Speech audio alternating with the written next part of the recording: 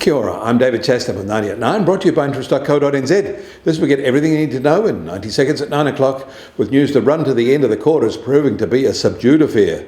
First up today, the American retail impulse is not in great shape. Compared with a year ago, retail sales are only up 2.8% last week on a same-store basis. This isn't anywhere near strong enough to cover inflation, so retail sales volumes are shrinking and probably have done so for the past month.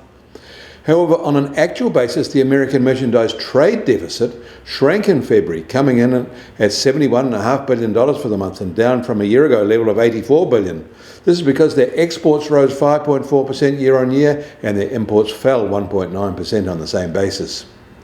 And the latest survey of American consumer confidence is the widely watched one from the Conference Board, and that shows a modest rise in March.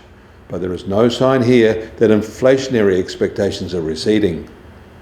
In China, exports of construction equipment are still going strong, in fact now exceeding domestic sales. Exports were up 34% in February from a year ago. In France, financial prosecutors raided several of France's biggest banks as part of an investigation into what authorities say is one of Europe's biggest tax thefts, involving taxes on dividend payments. German authorities were also involved.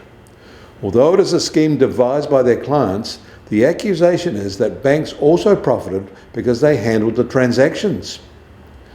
In Australia, retail sales were up in a marginal way in February, barely beating the very lame expectations analysts had. Clearly, this sector is cooling now.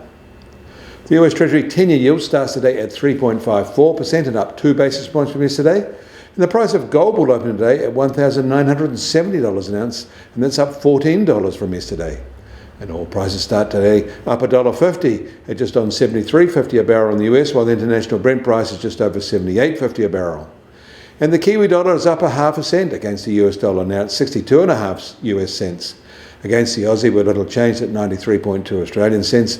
And against the euro, we're firmer at 57.6 euro cents.